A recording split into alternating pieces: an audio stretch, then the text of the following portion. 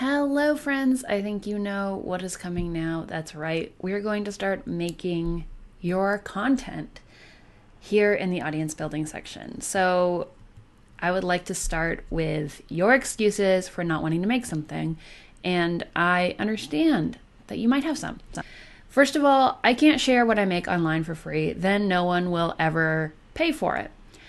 I have a couple responses to this, if that is your response to our last section. First of all, we're not going to ask you to make and release your final product for free if you don't want to.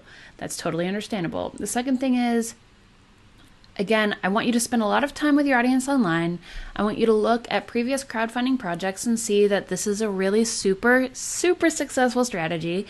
And also, remember that this crowdfunding process is more about a community and less about a transaction.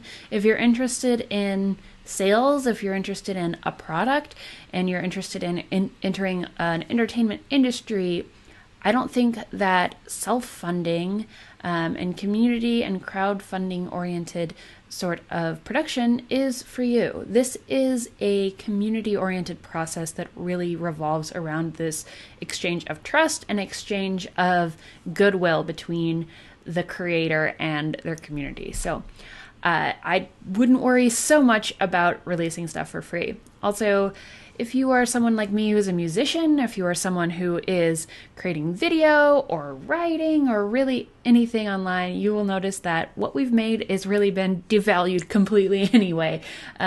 So releasing stuff for free online is what people expect to a certain extent. And by building this audience and this community, what you are really doing is showing that you trust people enough to give them what you create or part of what you create for free, and that in exchange they're going to want to support you and support what you do with financial stability later on. Shall we continue? The next excuse here is, I don't need to, I already have an audience. And I know that some of you jumping into this class have started with already having an audience and you're waiting for the teach me how to make a Kickstarter that's successful, or teach me how to make a Patreon or a GoFundMe that is successful. That's great. I would encourage you to still try to get into this content train for a few reasons, and I will show you one of them right now, which is that some people come to me and they say, well, I have 5,000 Twitter followers, I have 5,000 YouTube subscribers, so I'm ready to launch a project. And let's see, I have 5,000 backers, subscribers, so if 5,000 people back my project at $10, that's going to be $50,000 or whatever. And I would say to you, that is not exactly what is going to happen. I've run the numbers on a lot of different projects, and I'm about to show you some for music that show that it's not going to be 100% of your followers that back your project. Depending on your engagement that we will be showing you, and the engagement helps very much, is helped very much by this content creation, you're going to get maybe between 3 and 40% of your average number of followers backing your project, and it's probably going to be on the lower end. So let's look at some math right now. This is my very attractive spreadsheet, and this shows a bunch of my clients and also people that I have watched and how much money they have made on crowdfunding, as well as when they launched their projects, how many followers they had on various platforms. Now, I know this is a bit of an overwhelming spreadsheet, so I'm going to just show you what's important here, which is this. So let's look at this top number here. So this person has 6,000 total followers. That means if you add up their Twitter, their Facebook, their Instagram, their YouTube, all of that together, that's 6,000 followers.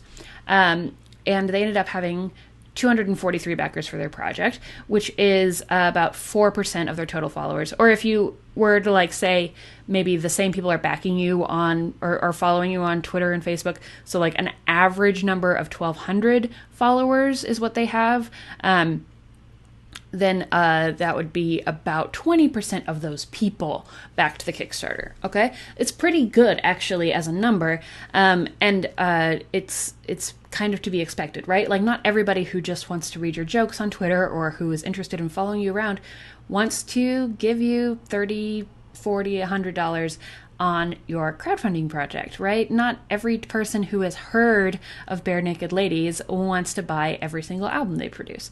And that's going to be the case all the way down this line. You will see that, for example, Ted Leo here, who had a very, very successful Kickstarter, made $165,000, I guess, is what I have here on this spreadsheet.